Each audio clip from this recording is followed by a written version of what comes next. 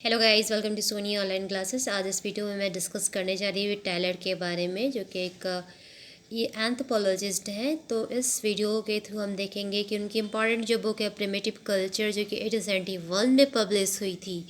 तो इस primitive culture जो नेम की बुक है, इस बुक में उनकी क्या इम्पोर्टेंस है, इस बुक के थ्रू वो सोसाइटी को क्या बताना चाह रहे हैं। तो गाइज़, इस बुक की इम्पॉर्टेंट दो बातें, एक तो कल्चर को उन्होंने डिफाइन किया, what is the definition of culture, यानी संस्कृति की परिभाषा क्या है, संस्कृति क्या है। एंड दूसरा, origin and development of religion enemies.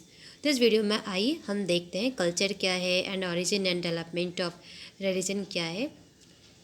Important जो उनका कॉन्ट्रीब्यूशन है इस वीडियो के थ्रू हमें पता चलने वाला है। तो गाइज, सबसे पहले एक क्वेश्चन घूम रहा था कि क्यों विश्व की संस्कृतियों में समानता पाई जाती है एबी टैलर के अंदर।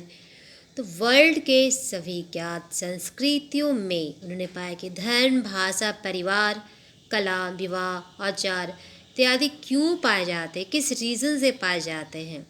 जबकि सभी संस्कृतियों में अलग अलग स्थानों में अलग अलग सारी चीज़ें पाई गई है, अलग अलग कल्चर्स है, अलग अलग जगह है, और हर जितनी भी कल्चर है वो अलग अलग जगह पे ही उसका विकास हुआ है, वो विकसित हुआ है। एंड उनके बीच कोई हिस्टोरिकल रिलेशन भी नहीं रहा है।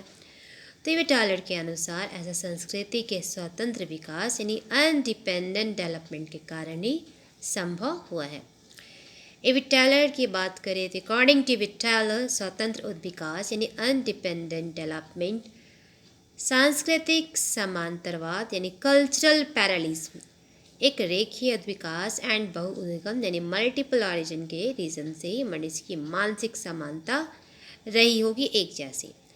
मनुष्य की मानसिक समानता की जो कंसेप्ट है, इसके अनुसार समान पर्यावरण में मानव का जो बिहेवियर है समान रहता है, जिसके कारण समान संस्कृति का विकास होता है।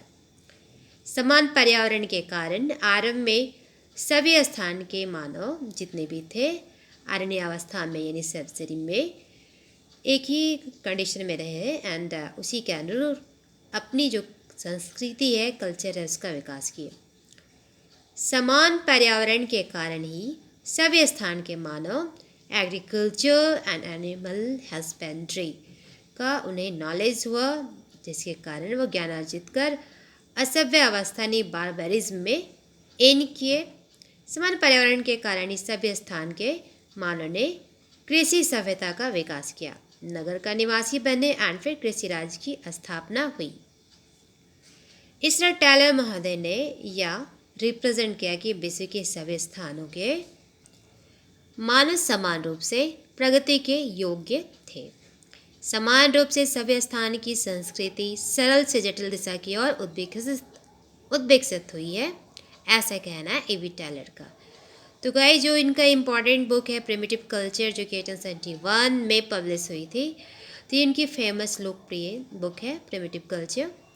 एंड इस बुक में टैलर ने दो इम्पॉर्टेंट चीज़ बताए, टू इम्पॉर्टेंट कंट्रीब्यूशन दिया है। एक तो उन्होंने संस्कृति की परिभाषा यानी कि डिफिनेशन ऑफ कल्चर, संस्कृति क्या है, कल्चर क्या है, वो बताने का कोशिश किया है। एंड दूसरा जो उनका पॉइंट है, यानी दूसरा जो कंट्रीब्यूशन है, origin and development of religion, यानी धर्म की उत्पत्ति एवं विकास कैसे हुआ है। तो इस पुस्तक में टैलर ने कल्चर को डिफाइन किया है एंड धर्म के बारे में बताया है कि धर्म की जो उत्पत्ति है, जो विकास है, वो कैसे हुआ है।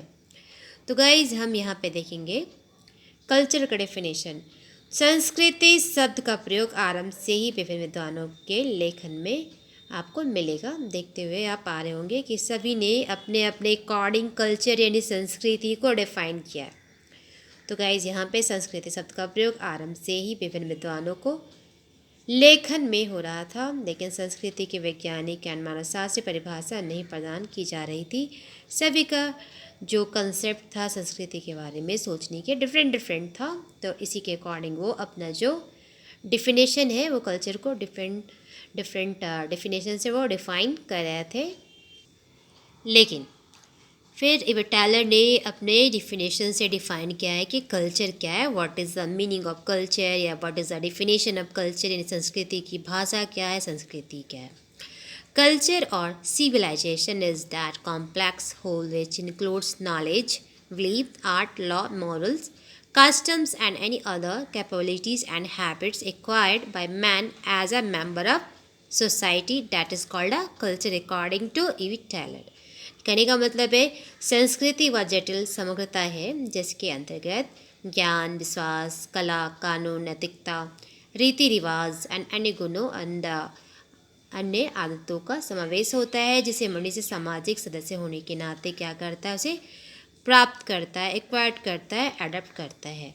तो गाइस E.V. टेलर के द्वारा संस्कृति की इस परिभाषा से संस्कृति की दो जो है वो प्रमुख विशेषताएं प्रकाश में आती है कि एक तो आपका हो गया कि संस्कृति सीखी जाती है, यानी कल्चर इज एक्वायर्ड, एंड दूसरा आपका है संस्कृति एक जटिल समग्रता है, यानी culture is a complex whole.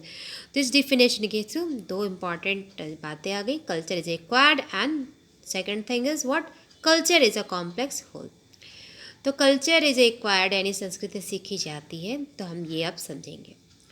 E.V. Taylor के अनुसार संस्कृति एक सामाजिक विरासत है, इसे व्यक्ति अपनी माँ के गर्भ से लेकर नहीं आता है, इस वह अपने जन्म के बाद समाज परिवार में सामाजिककरण प्रक्रिया के द्वारा वो ग्रहण करता है।